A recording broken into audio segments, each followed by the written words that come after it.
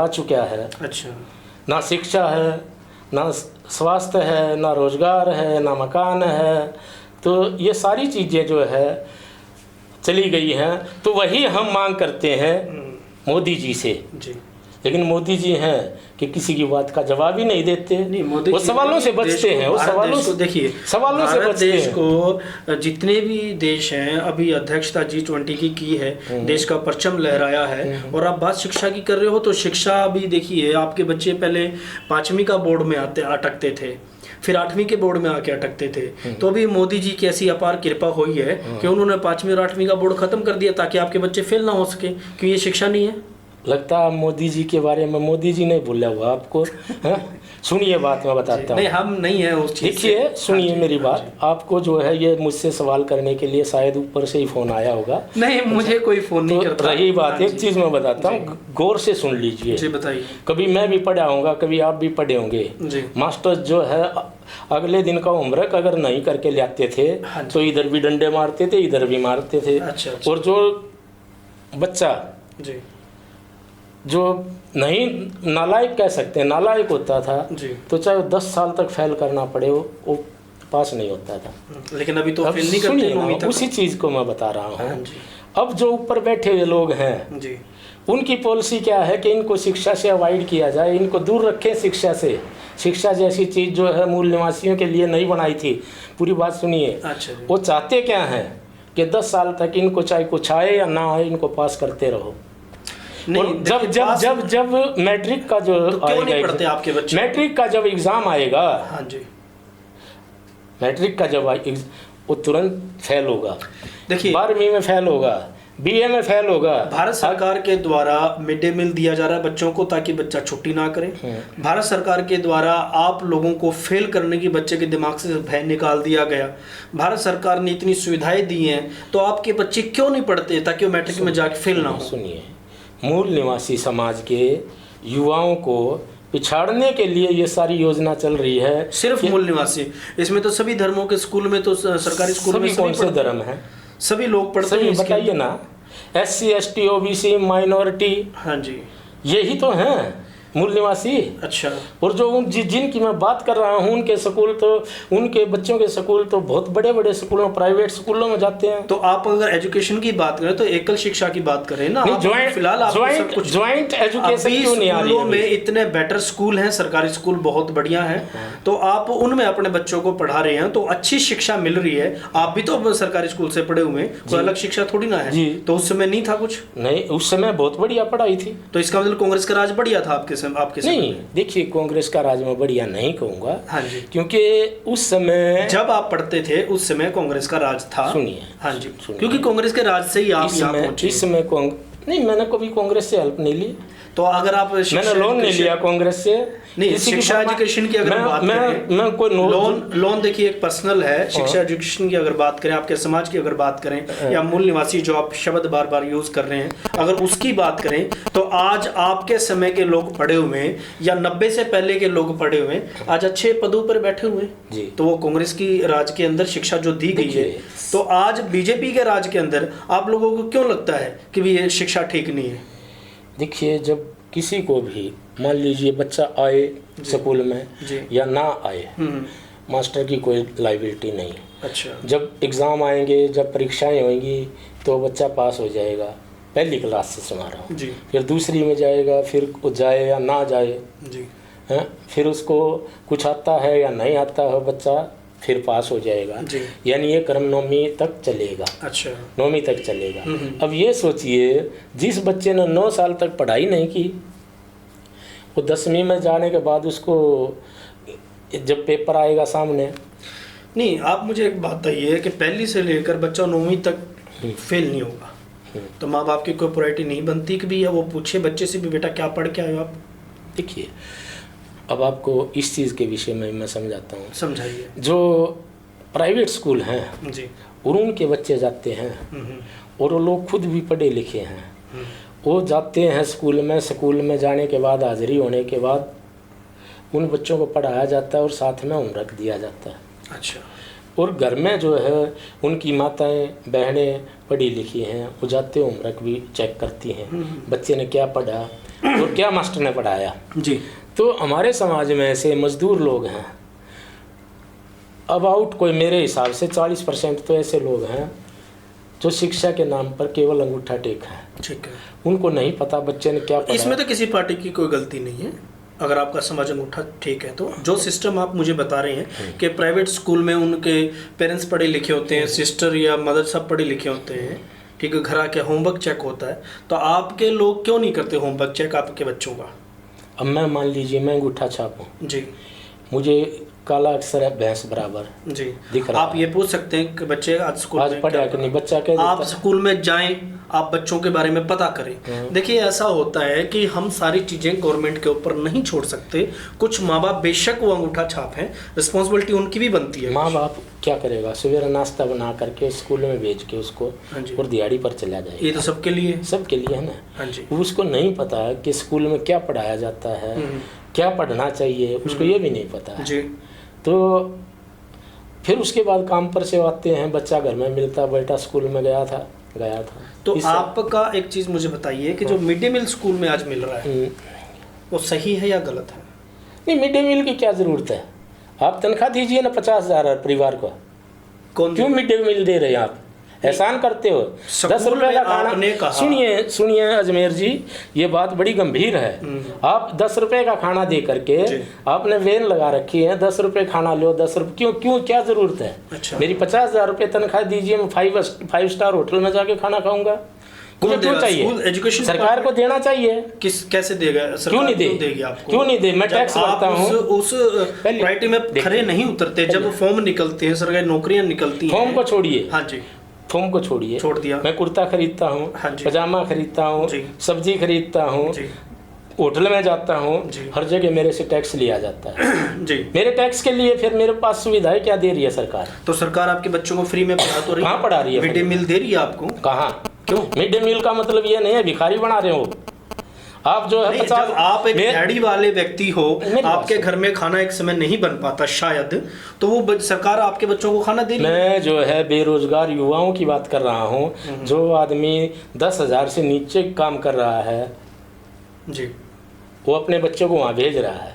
अच्छा। आप उसको सरकारी नौकरी में लीजिए या कोई उसका कारोबार खुलवाइए, मेरे हिसाब से उसकी 50,000 तनख्वाह करे, वो आपको लात मार देगा आपके 10 रुपये की रोटी के ऊपर। तो अभी आप क्या चाहते हैं? आप कांग्रेस और बीजेपी से, आम आदमी से नाराज हैं, हाँ। तो अभी क्या देखते हैं आप देश में, और कौन सी सरकार आनी चाहिए जो आपकी डिमांडें पूरी कर सके? मैं तो ये कहूँगा बहुजन और मूल निवासियों की सरकार आनी चाहिए। इसमें जो मायावती जी लगी हुई है, मामन मेसराम जी लगे हुए हैं, और बहुत सारे लोग लगे हुए हैं तन मन धन से, और हम भी लगे हुए हैं। अच्छा अच्छा, हाँ, अच्छा। आनी चाहिए। हम तो उसके लिए आप लोग क्या करोगे? उन जो है उसके लिए हम दिन रात मेहनत कर रहे हैं, दिन रात मेहनत कर रहे हैं। मैं पिछले महीने भी अभी पलवल से होकर आया हूँ, कल परसों की मीटिंग फिर है करनाल में। किस बेस पे? जागृति के लिए। अच्छा, बहुजन जागृति, मूल निवासी जागृति। हाँ, बच्चे के घर जा कर के हम समझाएंगे, जो युवा साथी हैं, भैया बहुत दे लिया वोट इनको। अच्छा। हाँ, हुआ क्या? जिनको हमने वोट दिया। आप वैसे किस समाज से आते हो? फिर वही बात, जाति पूछे बगैर आपको रोटी हजम नहीं होती, क्यों पेट में मरोड़ हो जाती है यार जाति के नाम पर? फिर वही बात भी हम पूछना चाहेंगे, आप किस समाज से? मैं नहीं बताना चाहता, रिश्तेदारी करनी है आपने। नहीं, मैंने आजाद लगा दिया, आजाद से पूछिए ना कौन सी जाति से होगा। हाँ, तो आजाद बताइए किस जाति? आजाद किसी भी जाति से हो सकता है। आप मेरी जाति के ऊपर क्यों फोकस कर रहे हैं? मैं नहीं बताना चाहता, फिर बार बार उन्हीं लोगों की तरह। मुझे तो लगता है आपका उनके साथ टाई अप है। नहीं, टाइप की बात मैं नहीं बताना चाहता। देखिए, हमारा काम है आपसे ये पूछना, और आप मैं जाति व्यवस्था में विश्वास नहीं करता। देखिए जाति व्यवस्था की हम बात नहीं कर रहे, किसी पार्टी की बात नहीं कर रहे, कोई राजनीति की बात नहीं कर रहे, हम सोशल एक्टिविटी की बात कर रहे हैं। और हमारा वीर भारत समाचार सिर्फ सोशल एक्टिविटी पे काम करता है, ठीक है सर। और अगर हमारे पास कोई आके अपने दिल की बात रखता है, अपने विचार रखता है, तो हमारा राइट बनता है कि उसके समाज तक उसकी बात पहुंचे। देखिए मेरी बात सुनिए, वीर भारत समाचार चैनल का हार्दिक तौर पर मैं धन्यवाद करता हूँ कि इन्होंने मुझे बुलाया और मुझे अपनी बात कहने का मौका दिया। लेकिन बार बार जो आप जाति पूछ करके मेरा जो अपमान कर रहे हैं ना, क्यों पूछते हो जाति? किसी का ये मैं 5000 साल से सुनता आ रहा हूँ। हमारा सुनिए अजमेर जी 5000 साल से होता क्या रहा है? तो जाति बताने में आपत्ति क्यों बताएं हम जाति? क्या आपत्ति क्या है? आपत्ति है, मैं नहीं बताना। जाति बताने नहीं, आप क्यों मेरी जाति के पीछे पड़े हुए हो? मैं नहीं बताता। चलो आप ये बताइए कि आप हरियाणा से आते हो जी। आपके फादर साहब क्या करते थे? मेरे फादर साहब सफाई सेवक थे। अच्छा, सफाई सेवक से। अब इससे भी तुम मेरी जाति पहचान लोगे? हाँ, ये ब्राह्मण की जो है ना, ये सोच रही है कि उसके प्रोफेशन से पहचानो। देखिए, हमारा कोई वो नहीं है किसी जाति को पहचानना, किसी जाति को या किसी जाति के ऊपर क्वेश्चन अंक लगाना। तो सिर्फ हमारा ये है कि हम ये चाहते हैं कि आपकी बात आपके समाज के लोगों तक, आपके लोगों तक पहुँचे। और अगर आप किसी सरकार से नाराज़ हैं तो आपकी बातें सरकार तक पहुँचे। हमारा सिर्फ मकसद एक है, अच्छाई और सच्चाई। आपके विचार हमारे लिए बहुत अनमोल हैं, तो इसीलिए हम कोई जाति या किसी से हमारा कोई टाइप नहीं है, किसी कोई हमें फ़ोन नहीं करता कि आप, जैसे आपने कहा कि आपको ऊपर से कॉल आया। नहीं, मीडिया वाले सबसे पहले जाति के ऊपर सवाल करते हैं। जाति पूछे बगैर उनके पेट में मरोड़ होती रहती है। क्यों पूछते हैं? देखिए, जो पूछते हैं, या मैंने भी अभी पूछा है आपसे, तो उसका हमारा मकसद, आप जो है आज़ाद से सेटिस्फाई नहीं है क्या? आज़ाद कोई सर एक पर्टिकुलर बस आप मेरी जाति जो है आज़ाद मान लीजिए। अच्छा, आपकी जाति आज़ाद है, तो फिर मूल निवासी सुनिए, मूल निवासी मैं बताना चाहूँगा। मैं धर्म से आज़ाद जी, मैं देवी देवताओं से आज़ाद जी, हैं, मैं किसी जाति व्यवस्था से आज़ाद, मैं जो जातीय वर्ग से आज़ाद, जो जातीय काम होते हैं उनसे आज़ाद। अच्छा, तो यही मेरी एक पहचान। संविधान पे कितना आपको भरोसा है कि जो संविधान है बाबा साहब डॉक्टर भीमराव अंबेडकर जी का, इसमें आपको क्या लगता है कि जब तक ये संविधान रहेगा आप आज़ाद रहेंगे? बाबा साहब ने जो है आज़ादी के लिए ही संविधान दिया था। अच्छा, नहीं तो बहुजन मूल निवासी जो है 5000 साल तक गुलामी तो थे। जिनको पशुओं की जो है देखभाल हो सकती थी, उनके दर्दों को जो है ठीक किया जा सकता था, लेकिन जो बहुजन समाज है उसकी पीड़ा को किसी ने नहीं समझा जी। वर्गीकरण किया, जातियों में बांट दिया जी। और आज वही लोग जिन्होंने हजारों साल पहले 7643 जातियों में बांटा था, आज वही लोग कहते हैं हिंदू के नाम पर एक हो। क्यों हो? अगर आज हिंदू के नाम पर तुम हमें एक करना चाहते हो तो तुमने डिवाइड क्यों किया था हमें? अच्छा, मनुस्मृति में ये बार बार क्यों लिखा था कि ढोर पशु देश? देखिए, अब G20 के अंदर पूरी अध्यक्षता देश ने की है, मोदी जी ने की है। और अभी भारत इंडिया हटा के भारत रखा जा रहा है, तो इससे मुझे लग रहा आप खुश नहीं हो। नहीं, मैं भारत से कब नाराज था? तो फिर इंडिया से नाराज थे? बिल्कुल नहीं। इंडिया से भी नाराज? बिल्कुल नहीं। हिंदू राज से नाराज हूँ। क्यों हिंदू राष्ट्र से? क्यों? हिंदुस्तान बन रहा है हमारा देश। नहीं, अच्छी बात है, क्योंकि हम लोग भारत में रहते हैं, हम हिंदी बोलने वाले लोग हैं, हम हिंदुस्तानी। सुनिए, हिंदू राष्ट्र से मैं इसलिए नाराज हूँ, हिंदू राष्ट्र में हम भोग चुके हैं, हमारे पुरखे भोग चुके हैं। अच्छा है? आप उसको उस काल को उठा के देखिए कि हिंदू राष्ट्र में क्या होता था। उस राष्ट्र की उस समय की जो लोगों के साथ अत्याचार हुए हैं जी, उनको निकाल के देखिए जी। उस समय शिक्षा के आधार को निकाल के देखिए। उस समय शिक्षा बहुजन और मूल निवासी शिक्षा के से वंचित थे जी। उसके बाद उनको पैसा रखने का अधिकार नहीं था, उनको देखिए कारोबार करने का आज़ाद नहीं था। आज़ाद जी, देखिए ऐसा है कि ये बातें हैं सदियों पुरानी जी। हम आज की बात करते हैं। आज अगर भारत देश हिंदुस्तान बनता है तो बहुत अच्छी बात है, क्योंकि आप भारत से हो। आप मैं एक सवाल आपसे पूछता हूँ, सीधा सवाल पूछिए कि प्रताड़ित करने वाला जी और प्रताड़ित होने वाला, प्रताड़ित व्यक्ति जो भी है, जिसको मार पड़ी है, करने वाला और प्रताड़ित यानी कि सीधी हिंदी भाषा में बताऊं, पीटने वाला और पिटने वाला। अच्छा जी, कभी एक हो सकते हैं? शायद अगर दिलों में से मैल निकल जाए तो कितना मैल निकाल लोगे? किस किस चीज़ के लिए मैल निकाल लोगे बताओ? क्या फिर मैल निकालने की हमारी ड्यूटी है? क्या उनकी तरफ से किसी प्लेटफॉर्म पर कहा गया कि आओ भाई जितने भी हो और आज से हम ये जाति पाति ये सब कुछ खत्म कर रहे हैं? हो तो रही है अभी सब कर रहे हैं, हिंदू बनाया जा रहा है, कहाँ बनाया जा रहा है? अगर आपके राष्ट्रपति को मंदिर में नहीं जाने दिया जाता, तो ये तो आप लोगों की गलती है। नहीं, हमारी क्या गलती है? तो आपने आवाज क्यों नहीं उठाई? किसकी? हम रोज आवाज उठा रहे हैं। कैसे आवाज उठा रहे हैं? आपके चैनल के माध्यम से आवाज नहीं उठा रहे क्या?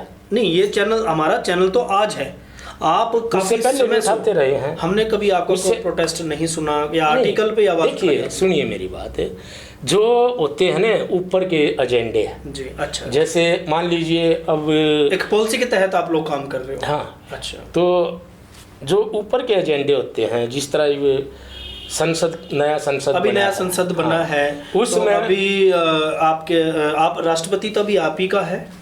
राष्ट्रपति है, लेकिन क्या करें दुर्भाग्य से। हाँ, तो गर्व की बात है कि राष्ट्रपति आज देश के अंदर आपका बैठा हुआ है, लेकिन उसको राष्ट्रपति वाली पावर तो नहीं दे रखी। क्यों? पहले सुनिए, नया संविधान ना संसद बनी जी, संसद के उद्घाटन पर राष्ट्रपति जी नदारद हो सकता है सिक्योरिटी रीजन के हिसाब से ना बुलाया गया हो। सुनिए ना, एक दो रीजन नहीं, मैं 10 रीजन गिनाऊंगा। राम मंदिर बना जी, होना चाहिए था राष्ट्रपति, जो कि देश की प्रथम महिला है, उसको सबसे पहले बुलाना चाहिए था, पर वो वहाँ पर नहीं बुलाई गई। अच्छा, दूसरा तीसरा और कारण सुनिए, अभी जो है महिला जो एक वो बना था, क्या कहते हैं उसको, अरे बिल पास हुआ था महिलाओं के लिए, उस आरक्षण अभी महिलाओं के लिए हाँ आरक्षण तो कहाँ देना था इन्होंने, राजस्थान में और सब जगह जो है ओबीसी में लगा हुआ है भी रगड़ा। तो उस दौरान जो देश की प्रथम महिला को नहीं बुलाया गया, तो कौन सी महिला को आरक्षण देने जा रहे हैं ये? पूछो इनसे, पूछिए ना। नहीं पूछे क्या, हम आपसे पूछ रहे हैं। हाँ तो मैं तो बता ही रहा हूं। आपके राष्ट्रपति बैठे हैं, आपके मंत्री बैठे हैं, आपके मेयर तक बैठ चुके हैं, काउंसलर वो हमारे नहीं है ना, वो हमारे नहीं है। अच्छा, वो बीजेपी के हैं, वो कांग्रेस के हैं, वो आम आदमी पार्टी के हैं। अच्छा। हमारे को तो सिर्फ एक तरह से बरगलाया गया है कि आपके समाज से अमुक अमुक व्यक्ति को जो है एमएलए बनाया जा रहा है। आजाद जी, मुझे ऐसा लगता है कि आपकी बातों से कि आपको ये लगता है कि सारा सिस्टम सिर्फ आपकी विचारधारा से, कि हर पार्टी सिर्फ आपके ही समाज के साथ धोखा कर रही है। मेरा समाज कौन सा? जो आपके लोग अभी बैठे हैं सीटों के ऊपर, या राष्ट्रपति है? नहीं, मेरे लोग जिस दिन बैठ जाएंगे उस दिन किसी के साथ धोखा नहीं होगा। अच्छा, तो ये सबको बराबरी के हक देंगे। ये लोग आपके नहीं है? नहीं है। अच्छा, नहीं है, सिर्फ ये पार्टियों के लोग हैं?